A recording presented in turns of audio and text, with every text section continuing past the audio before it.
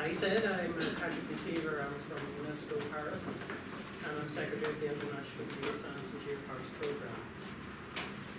And what I want to do this morning is really to give you a very good, very thorough introduction into what a UNESCO Global Geopark really is, and hopefully you'll understand what it is and also what it's not. I think most of you know that UNESCO is the United Nations Education, Science and Cultural Organization. But I suppose we're known mostly for the site designations. If you ask the general public, what do you know about UNESCO? Most of them are likely to say World Heritage Sites. And we have almost 1,100 World Heritage Sites now across almost every country in the world, really. And we also have almost 670 biosphere reserves. Now the thing to remember about these two labels is these are quite old designations. The biospheres date from 1971, and the World Heritage Convention was signed in 1972. So the ideas behind these designations, the ideas behind the protection of sites, is very much rooted in 20th century thinking at that time of what they thought was important in terms of protecting sites. The concept of sustainable development, community involvement, while it is in the Biosphere Programme and at that time was very innovative, it is not part of the World Heritage Convention whatsoever. It's solely about protection. By contrast, UNESCO Global Geoparks we created just 2.5 years ago, and this is very much 21st century thinking about conservation. It's very much about making sure that the people who live at these sites are actually at the centre of what goes on. The site is there for their benefit, and they must be involved. Of course, we do have places across the world that have several of the labels. This is a photograph of Mount Pico. It's the highest mountain in Portugal. It's on the Azores Islands in the middle of the Atlantic Ocean. The Azores are 9 islands, 1 UNESCO Global Geopark, 4 biosphere reserves, and 2 World Heritage Sites. So a very special place to go and visit if ever you get the chance. Now, I heard in the questions and answers there just when I came in talking about biosphere reserves and core areas and buffer zones and transition zones. Forget it with geoparks. Don't exist. A geopark is a single unified territory. It has no core zone. It has no periphery, nothing like that. It's a single united territory where sites and landscapes of international geological value. So this is a geological science that has to be of international importance. But all these things are managed in a holistic concept of protection, education, and sustainable development. So this is not just about geology. Try to think of the geo in geopark as coming from Gaia, the great goddess of the earth. And that's really what the concept is about. It's about showing how our geological heritage, our geodiversity controls our biodiversity, that the special landscapes, the special mountains, special rocks can also control our intangible heritage. They give rise to folklore, to local tales, to ancient values. They determine how we farm. So in a way, a geopark brings together geological heritage, natural heritage, cultural heritage, and intangible heritage. And together, that's the geopark.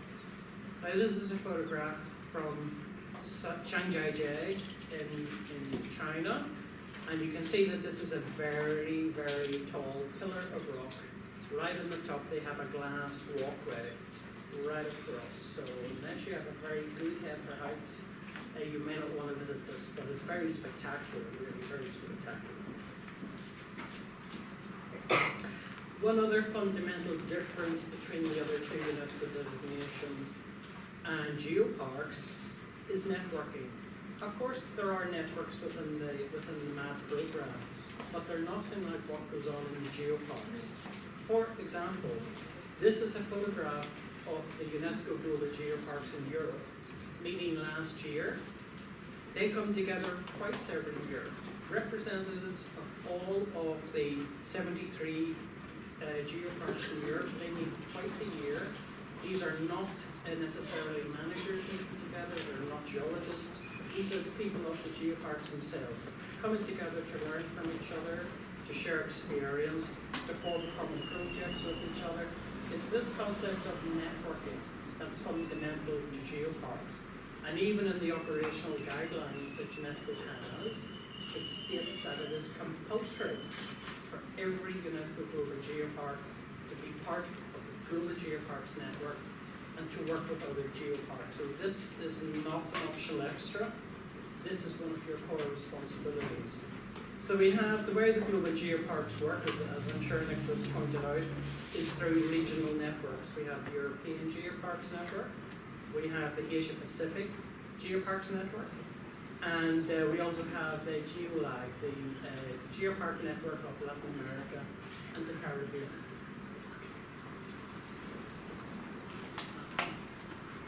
So what's really special? What differentiates geoparks from, say, biospheres or World Heritage?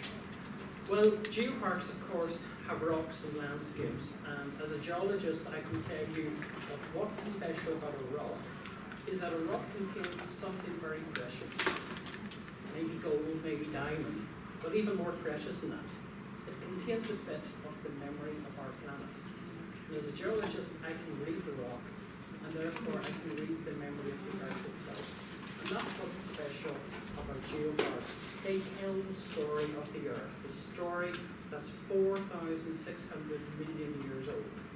Now you can imagine through that span of time, the climate has changed on Earth dramatically, from times when there was no ice at either polar cap to times when the entire planet was covered in ice. Can you imagine how bizarre that was? The whole planet completely encased in ice.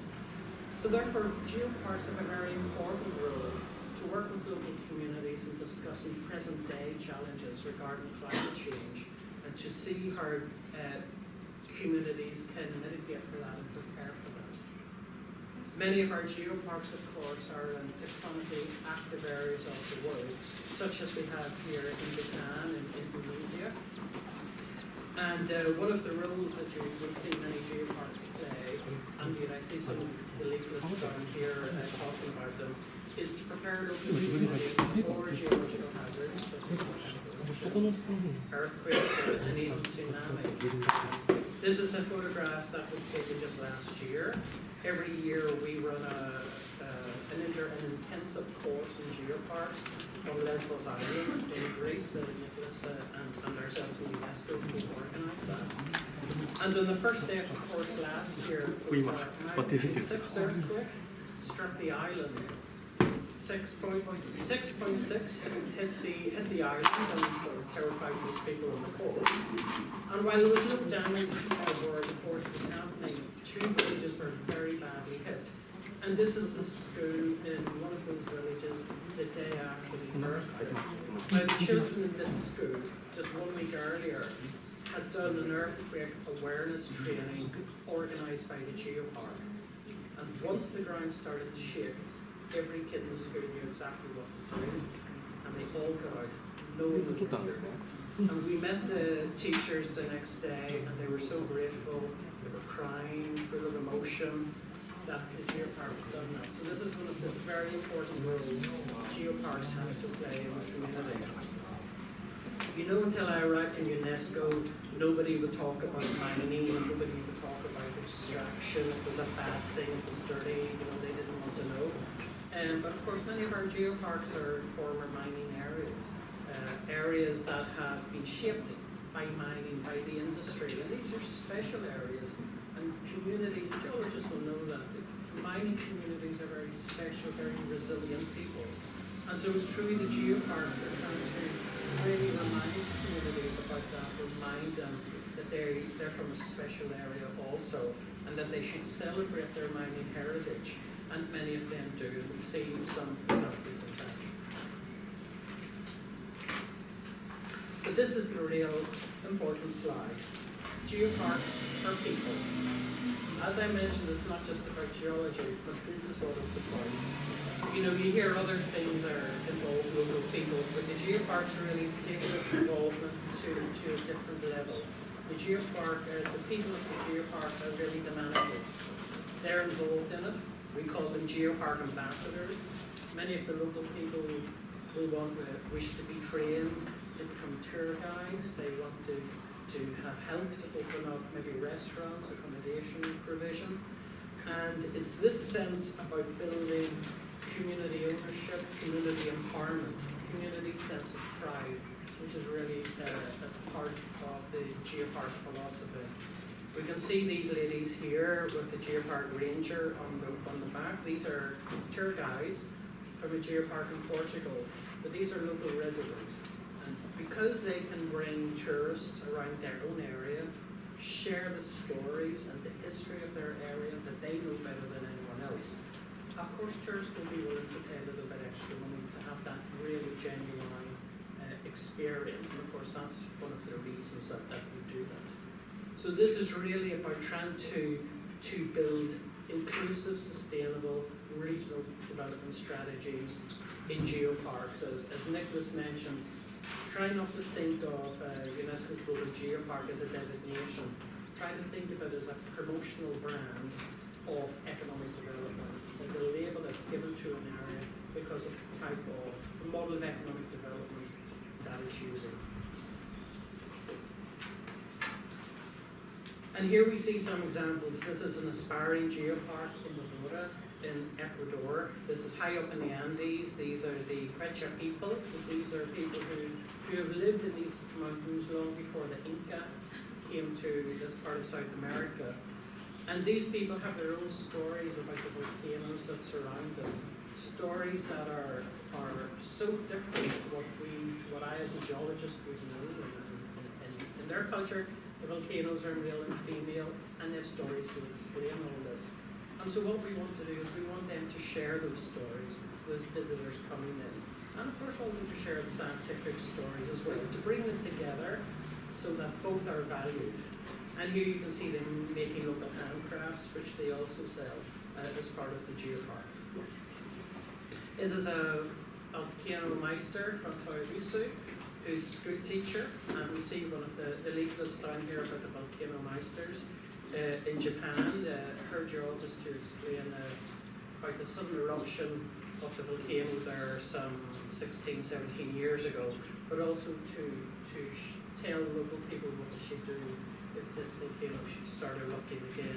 And I should say that the volcano erupted without any warning, so some spectacular imagery of that day when that volcano erupted.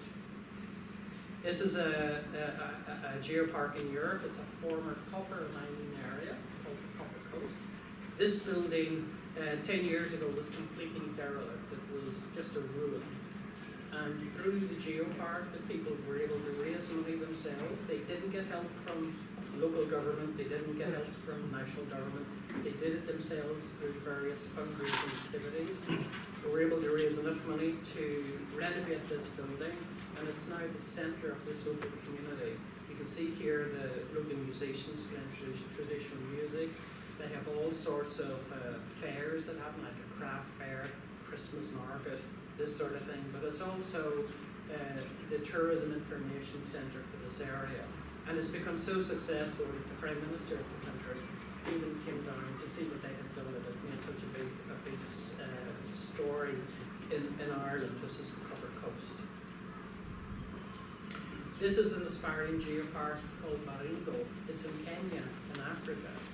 And this is actually a photograph of me under the tree, talking to the local men and women about what a geopark is. These people asked me to come out to talk to them about, because they heard about the geopark, they heard it was about sustainable tourism, economic development, and they really wanted to have first-hand information. And it was very interesting for me because these people were asking really hard questions. Really tough, like, who are we asking? Why would we want this? What would it do to us? This is really what we want. Because we don't want people just taking the name geopark because it's associated with UNESCO. We want them to take it because they want it, because they know that it could make a difference to them. This is the important, really the important thing. And I'm happy to say that this project is now going ahead. Communicating geoscientists, of course, as a geologist, that's very important to me, to make sure that the story of the Earth is given over as part of the geoparks. And normally, of course, as a geologist, I might give you a lecture, or I might take you out on a field trip or something like this. But there are more, there are other ways of doing this, and there are other ways of bringing these stories to local people. So this is Moruto. Anybody from Moruto here? Yeah. So this was a few years ago in Moruto, and this is, well, you probably know where this is. And these are some of the local school children hearing about the geological heritage of the area, but actually what was being explained to them was the process of sea floor uplift during an earthquake, which then displaces a large body of water, which comes on shore as a tsunami. So this is what was being explained to them. Tsunami have hit this area before, tsunami will hit this area again. So it's important that the people understand why that happens, and when it does happen, where they need to go to. So this is all part of the work that's done in Moruto. This is another geopark guide, a local person from Uruguay in South America. This area became a geopark just 6 years ago, and before it was a geopark, this area was really pretty unknown in Uruguay, and it's now one of the top tourist attractions. The whole area has been economically transformed, and it's been transformed in a way that's entirely sustainable. It's been transformed by the work of the local people. So even if politics change in the area, the local people are still there controlling everything. And indeed, they're going to host a major workshop in November for South America, so that they can show what they've done and other people can learn how they did it and maybe do something similar themselves. Protecting the geology, of course, is very important. We do have some geological sites, of course, on the World Heritage List, but not so many. And so geoparks are an alternative mechanism to protect some of the sites. But as you can expect in geoparks, we like to do it a little bit differently. So this is a Zigong, UNESCO Global Geopark in China, and this is a fossil of a dinosaur, exactly where Mother Nature intended it to be. It has not been taken out of the ground, reconstructed, and brought to a museum in Beijing. They've just kept it there, as I say, as nature intended, so people can understand what happened to this animal. They can see it lying there, and it makes them think, well, how did it get there? How was it preserved? So it's a much more informative way of dealing with fossils. And we see examples like this where they've built a museum over the fossil. We see this in many of the geoparks across the world. This is Nicholas's geopark on Lesbos. They were building a new road, or they are building a new road out to the museum on the western side of the island. And as they were building the road, they uncovered many fossil tree trunks. It was even here encased in white. And rather than just destroy them and push them out of the way, of course the geopark meticulously logged everything, noted everything, preserved everything. So this is also important work within geoparks. And education, children are very important, and it's not just education amongst children, it's education at all levels. All of the geoparks should have education courses for young children, for older children. They should work with universities. They should also offer adult education for those who are interested to learn about their area, to learn about the earth. This is back in Uruguay again, and these three boys dressed in white. This is the school uniform in Uruguay. And this school had to do a project on what geoparks are as part of their evaluation process. And they made a presentation just like I'm doing now, but in the audience were three government ministers: the Minister of Economic Development, the Minister of Tourism, and the Minister of Education. And if those ministers were in the room today, I would be very nervous talking to you. But these three boys, no nerves whatsoever, because they were so proud of being able to tell these ministers about their area, about this special part of Uruguay. It was very, very emotional, very, very nice. And this is a group of school children from Hong Kong. They're about 14, 15-year-old, and they're just about to set off to go on an exchange visit to one of the geoparks in Japan. I can't remember which one it was. But this is also part of the work that's very important, is to bring the children of the different geoparks together as well. I know that in Europe, some of them do it by Skype, and they have Skype calls with each other. But here we can see that between Hong Kong and mainland China and Japan, we now have quite a very good school exchange system, which of course is very important because it helps children from different cultural backgrounds learn about each other and have respect for each other. So this is also, of course, a very important part of anything that UNESCO should be involved in. Many geoparks also involve the arts community. Now what you see here is a cone made by a very famous sculptor called Dandy Goldsworthy. He has bits of art, for example, in the Smithsonian in Washington, D.C. But he also has one here at a geopark in France. And what you see behind him are layers of rock that are now vertical. Of course, every geologist knows that it would have started out not vertical but horizontal. In fact, it would have started out as the bed of the sea millions of years ago. Then tectonic forces would have affected them and might have been put upright vertical, and they're about 1.5 meters up in the Alps in southern France. And the sculptor, he just thought this was just one of the most amazing things he had ever heard of, that that sort of thing could happen. And so rather than put an information board where people can stand and read, he just wanted to put a bit of art to make people stop and think for themselves. How did this happen? Where did it happen? What forces could have done this? So it's a nice innovative way of doing things. This may not look like the most spectacular bridge you've ever seen in your life, but this is really something very special because this is in Reykjanes in Iceland.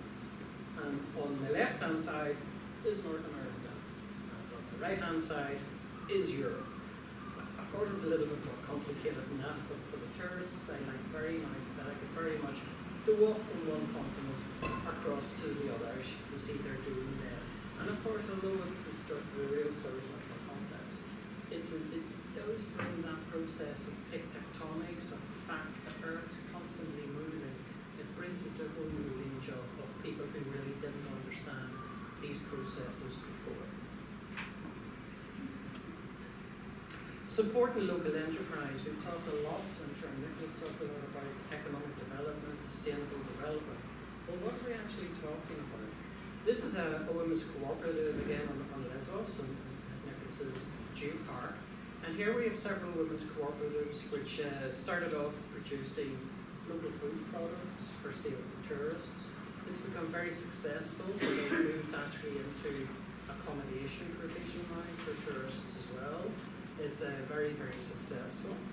And we have women's cooperatives in many other parts of the world as well. For those, most of you are from National Commission, so you know that gender equality is one of UNESCO's priority areas. And this is a women's cooperative from the Hesham Island, UNESCO Global Geopark in Iran.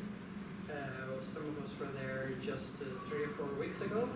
And we were in this shop. This is one of many where the ladies still keep the traditional costume, but now sell it to tourists. And in this particular village, they just don't have places selling crafts. Again, they offer accommodation, so you can actually have a homestay visit in an Iranian home, have the Iranian food, experience all of that. It's really a fantastic experience to do, and very. I mean, one of the women who owns the restaurant was very thankful that the geopark had enabled her to do that, and she's now running a very successful business on her own.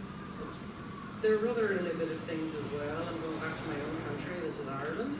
This is halfway down the West Atlantic coast of Ireland. You can see the president of the Geoparks Network and chairman of the UNESCO Global Geoparks Council, here beside the sign that welcomes you into this geopark. But there is one thing I want to talk about. They have many activities in this geopark, but this is something called the food trail. Now, many geoparks are developing these. This is basically a trail that tourists can follow, whether by car or by bicycle or whatever way they want to do. And they're going from one local food producer to another and sampling the different products, buying the different products that they might have. In this geopark, they don't have just one food trail, they've got 5.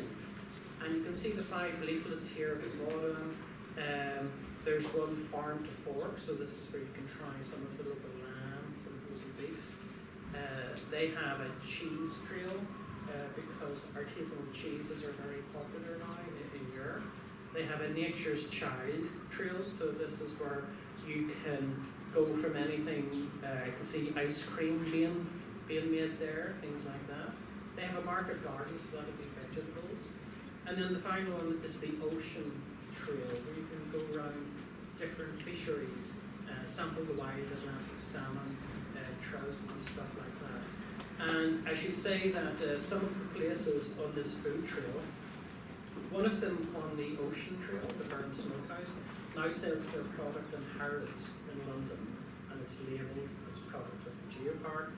And another one recently it was the first pub, and our first Irish pub in Ireland to be awarded a Michelin star for the quality of its food. So we were very proud of that, the first pub who did that. And this is some of the food that the geoparks themselves tasted last year at that meeting in this geopark, and they were, I think, very well impressed by what they found there. So many other geoparks, this is the area I'm talking about, are now doing food trails as well. Listen, it's not a UNESCO Global Geopark, but I hope this year it will be one. It's an aspiring geopark from Peru.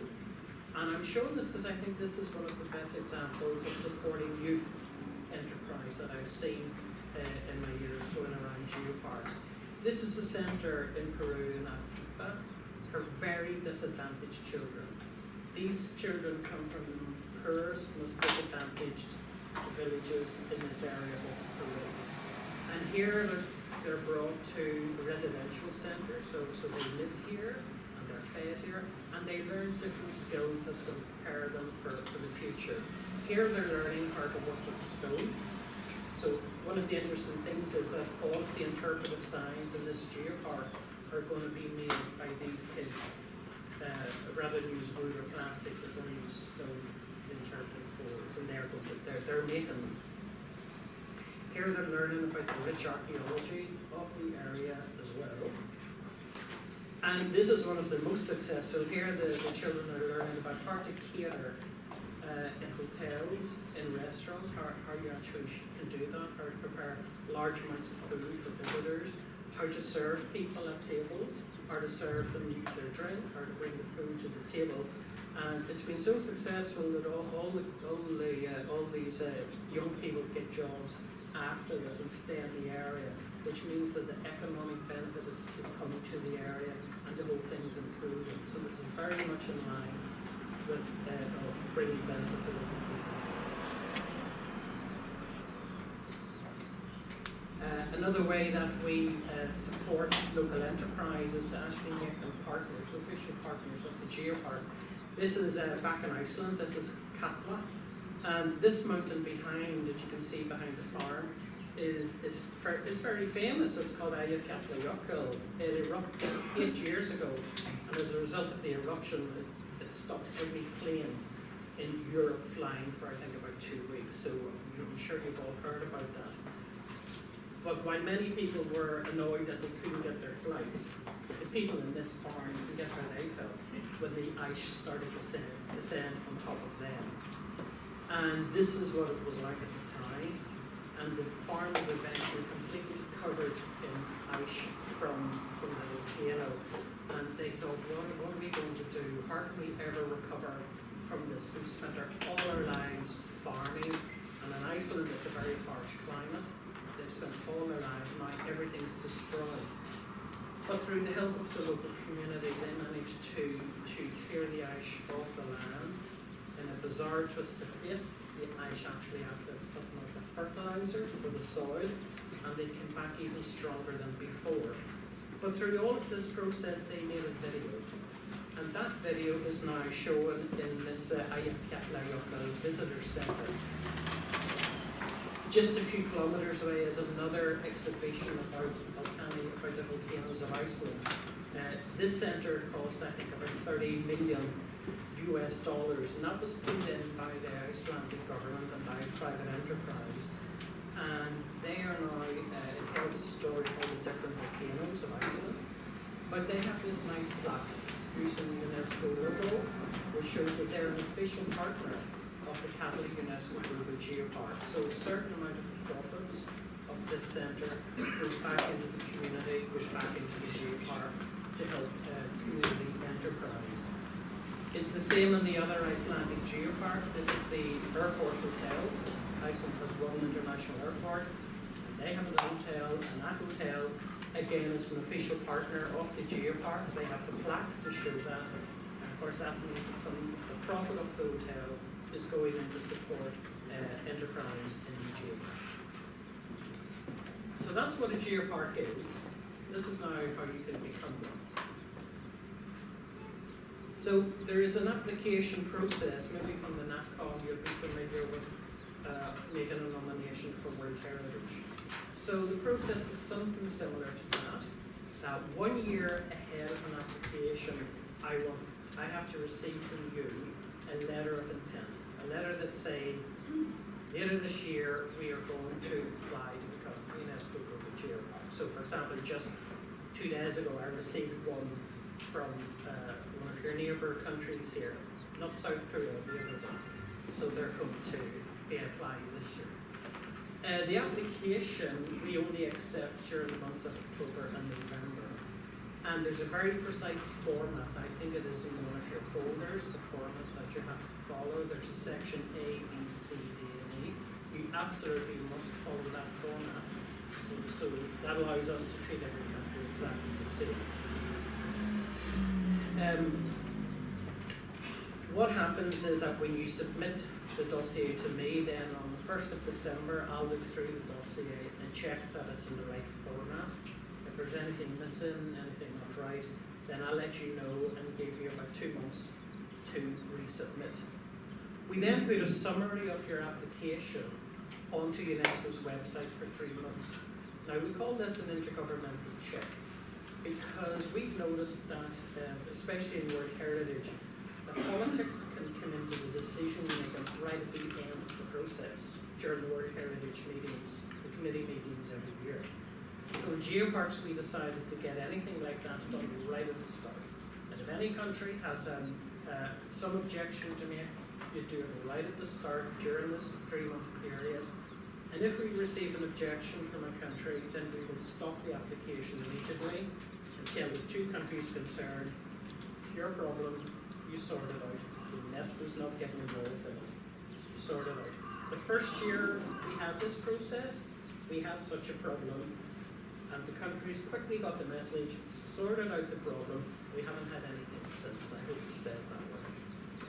The geology of the geopark, I talked about the fact it had to have international value. So we asked the International Union of Geological Sciences. They have been our partner in UGGp, International Geoscience Programme, since 1972. So we asked them, through their pool of experts across the world, to find out, does the area have international value or not? If everything is then okay, we send an evaluation mission between May the 15th and August the 15th. So this is where 2 people will go to your area, spend 3 or 4 days in your area, checking everything, meeting the local people, checking that you really are working as a geopark, that it's not just an aspirational thing. And then they make a report which is distributed to the UNESCO Global Geoparks Council, and they meet every September. And they can either accept the application, defer the application for a maximum of 2 years, or reject. And then if they accept, those the applications that are accepted by the council then go to UNESCO's executive board for endorsement. So this is the official UNESCO stamp, I suppose. Now, in case your applying geopark includes a World Heritage Site, or it might overlap, or indeed include a biosphere reserve, that's not necessarily a problem. But we will want to know, but if you already have one UNESCO label, why do you need another? Why do you want a geopark if you're a biosphere or if you're a World Heritage? So you have to submit as part of your dossier the reason that you want the geopark label. We'll also want to see a letter of support from the management of the other designation. And we want to see a plan of action about how you're going to avoid confusion, how you're going to make sure that you're working together and not duplicating each other. So it's quite a serious thing that we take quite seriously. We don't necessarily want to have overlapping designations, to be honest with you. Now this is the other sting in the tail, which is again very different to World Heritage and Biosphere Reserve, because we only give the label geopark for 4 years.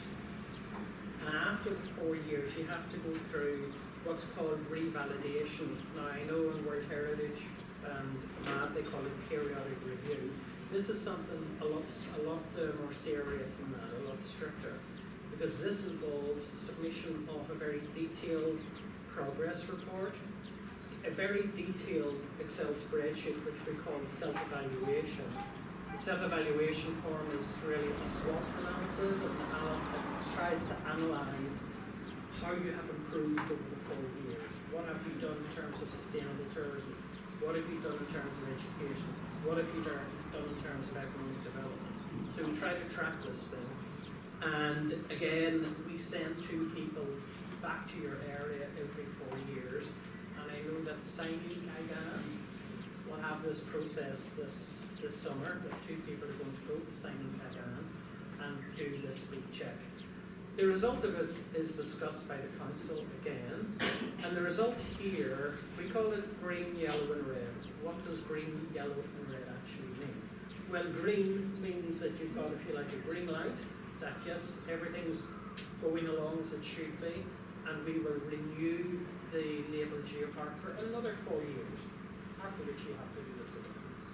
But if we find that there's a problem, something's not wrong, maybe you're not talking to the other geoparks the way you should, maybe there's some problem inside the management, then we'll flag up a little yellow card and go, hold on, there's a problem here, you've got 2 years to sort it out, and you only get the label geopark for 2 more years, and then we send 2 people back. And if they find that the problem's still there, that something else has happened, the whole thing's even got worse, then we will deem the quality of what you're doing is actually dropped below the level of quality we expect in the UNESCO Global Geopark, and we take the designation off you, so you become delisted, the red card. Also, the council has the right to give a red card to a geopark for any reason if they maybe cannot do the revalidation, or if they're in breach of the guidelines. A serious breach of the guidelines can be instant delisting.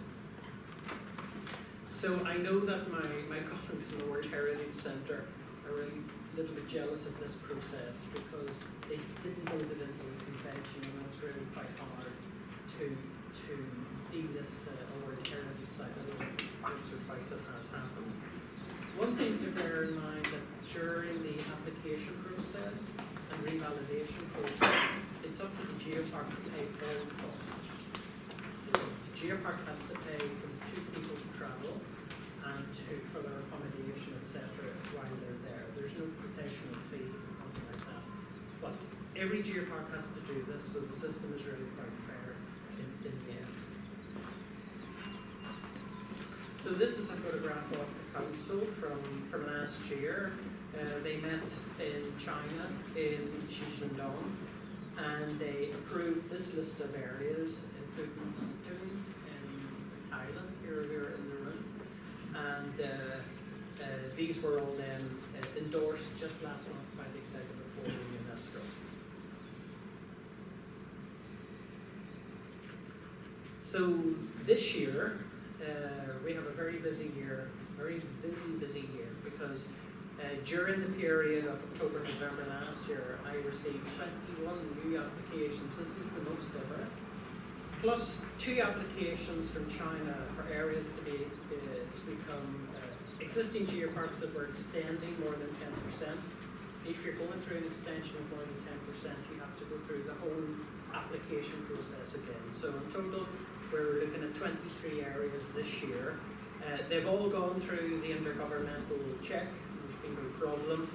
I've had all the reviews from my UGS, so more or less they're all through. There were some we weren't so sure, but all the missions are now being organised. The names have been distributed to the areas, so all that's being organised at the moment. So in addition to the 23 applications, there are 33 UNESCO Global Geoparks across the world undergoing revalidation. So this is a lot of work. So that means in total we have, 56 different sets of missions going on this year. So the Council are going to have a lot of reports to read come September. The Council will be meeting in September, early September, at a conference in northern Italy, and I'll talk about a little bit about that just right at the end.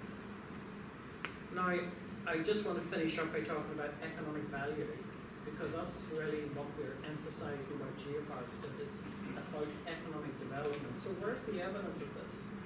This is a survey that was done by the NatCom, the United Kingdom's National Commission, about 5 years ago now. So this was before the UNESCO Global Geopark label existed, but the label Global Geopark did, and so they included it. And you can see that this study was, what is the value of UNESCO to the United Kingdom? How much money does UNESCO bring to the UK's economy? And they showed that all of the activities of UNESCO, everything, brought in over 89 million British pounds. But they broke it down into, well, which brings most. And you can see that there were 2 activities of UNESCO that by far and away brought in much, much more money to the British economy than anything else. World Heritage Sites and Global Geoparks. Geoparks were very surprised, pleasantly surprised, of course, about this. And then we did a bit of an analysis, because the UK has got 28 World Heritage Sites, at least it did at the time the survey was undertaken. It showed on average, a World Heritage Site in the UK is bringing just over £2 million to the local economy. But the UK has 6.5 geoparks. You may wonder where the half comes from. It's between Northern Ireland and Southern Ireland. It's transnational. And so we were showing that would demonstrate that on average, a geopark is bringing in almost £3 million to the British economy every year. They did another study just a year or 2 later, changing the methodology, looking specifically at tourism, and it showed that there was 8.5 million, it was over 7 million of the income in geoparks was from tourism, compared to £5,000 from biosphere reserves. So that's 7 million in geoparks, 5,000 from biosphere reserves. So it shows the different emphasis of these 2 areas. Another study was done this time in Portugal a few years ago. This is a list of activities that people are paying for, organised by the geopark. This is staying in hotels, booking restaurants, going on geopark activities, whether it be rafting, visiting museums, etc., etc. And they were able to demonstrate that every year, the geopark activities are bringing in €15 million into the economy of northern Portugal. Now, a subsequent study in the geopark that I represented before joining UNESCO, one of the Irish geoparks, has come up with almost exactly the same figure for the Marble Arch Caves UNESCO Global Geopark. €15 million being brought in additional to the local economy.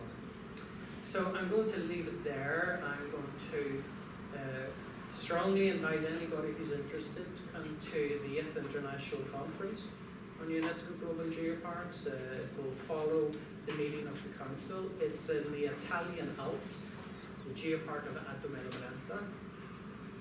And you can come and meet all of the UNESCO global geoparks. We meet we meet as a group, as a global network, once every 2 years. So this year will be in September, and you can come and learn and ask questions, share experience, get advice, and enjoy the beautiful alpine landscape of northern Italy. So I leave it, and of course I can't finish a UNESCO talk without talking about the Sustainable Development Goals. And just to let you know that the International Geoscience and Geoparks Programme supports many of them. Thank you.